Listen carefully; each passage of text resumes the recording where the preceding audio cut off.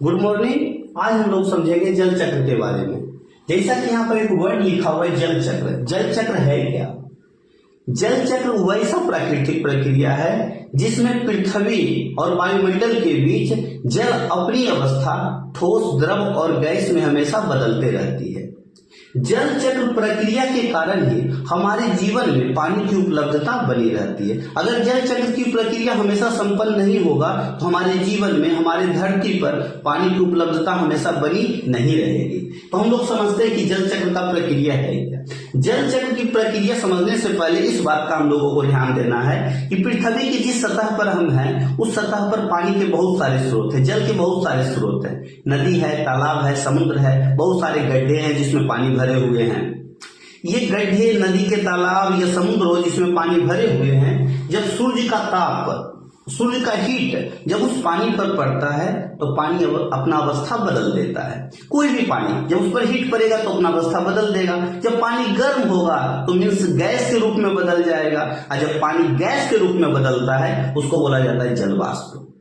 और जब पानी समुद्र या तालाब या किसी भी नदी में कहीं पानी के गड्ढे हो, पड़े हो, वहां जब हीट पड़ता है, उष्मा पड़ता है, जब मीन्स पानी गर्म होता है, अपना अवस्था बदलता है, उसी को बोला जाता है वाष्पीकरण।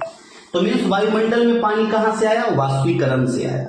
दूसरा यहाँ पर और एक बात का ध्यान रखना है कि कोई भी पौधे हैं, जब पौधे में पानी की मात्रा अधिक हो जाता है तो पौधे के जो मीन्स तना होता है या पत्ती होता है उसमें छोटे छोटे छिद्र होते हैं, जिसे स्टोमाटा कहा जाता है। उस स्टोमाटा के थ्रू पौधे क्या करते हैं? अपने अंदर पानी की अतिरिक्त मात्रा को वायुमंडल में छोड़ देते हैं, जिसे वाष्प उत्सर्जन कहा जाता है। तो वायुमंडल में जल वाष्प आया कहां से? समुद्र से, तालाब से, गड्ढे से, जहां भी पानी है। और कहां से आया? वाष्प उत्सर्जन। वाष्प उत्सर्जन मीन्स कौन पानी इसको जल वाष्प के रूप में पानी प्रोवाइड कराया? पौधे। ये वायुमंडल में उपलब्ध हो जाते हैं जल वाष्प। और वायुमंडल में जब जलवाष्प उपलब्ध होते हैं, जलवाष्प मीन्स क्या है? जल गैस की अवस्था में। और जब जलवाष्प उपलब्ध होते हैं वायुमंडल में तो हवा जैसे जैसे गर्म होता है हवा ऊपर उठता है, तो हवा के साथ वो जलवाष्प कहाँ जाने लगते हैं? ऊपर उठने लगते हैं, ऊपर जाने लगते हैं धीरे धीरे। और एक बात हम लोगों को पहले से ही पता है, हमारा जो पृथ्वी का सतह है, पृथ्वी के सतह से जैसे जैसे हम ऊपर जाते हैं हमारा क्या है? वायुमंडल ठंडा होते जाता है। ऊपर जाने पर वायुमंडल ठंडा होता है, नीचे आने पर वायुमंडल गर्म होता है। ऐसा क्यों? हर 165 मीटर की ऊंचाई पर जाने पर 1 डिग्री सेल्सियस जो होता है हमारा तापमान कम होता है। तो जैसे जैसे ऊपर जाएगा हवा ठंडा होते जाएगा। ऊपर हवा में क्या है? जलवाष्प है। जब ऊपर हवा जाएगा ठंडा होगा, एक समय ऐसा आएगा कि जो हवा है उसको जलवाष्प धारण करने की क्षमता कम हो जाता है। जब हवा में जलवाष्प धारण करने की क्षमता कम हो जाएगा तो हवा में बहुत सारे कण उपलब्ध हैं। धूलकण है, मीन्स धुएं का कण है, पराग है, बहुत सारे कण उपलब्ध है। और जब हवा में जलवाष्प धारण करने की क्षमता कम होता है तो कण क्या करता है? वो सतह प्रोवाइड कराता है, सतह देता है। किसको? जलवाष्प को, कि यहाँ पर आके आप अपना जगह बना लीजिए। और जब वो जगह बनाता है तो क्या करता है? छोटे छोटे जल के बूंद या फिर छोटे छोटे बर्फ के क्रिस्टल के रूप में जमा हो जाता है, जिसे बादल कहा जाता है।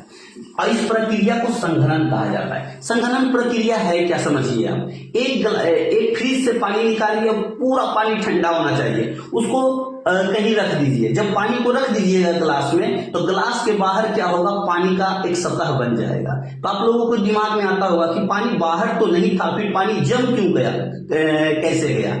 वही प्रक्रिया संघनन है। वायुमंडल में हमारा उपलब्ध जो नमी है, पानी की मात्रा है, वहां पर क्या होता है? जमा हो जाता है। वही प्रक्रिया यहाँ पर होता है। जो वायु में उपस्थित कण है, धूलकण है, पराग है, धुएं का कण है, वो क्या करते हैं? जो हमारा जलवाष्प है वो जलवाष्प को सतह देते हैं। और जब सतह देते हैं तो जलवाष्प क्या करता है? वहां पर पानी के छोटे छोटे बूंद में या बर्फ के क्रिस्टल में बदल जाते हैं, जिसको बोला जाता है संघनन। और ये बादल का रूप ले लेते हैं।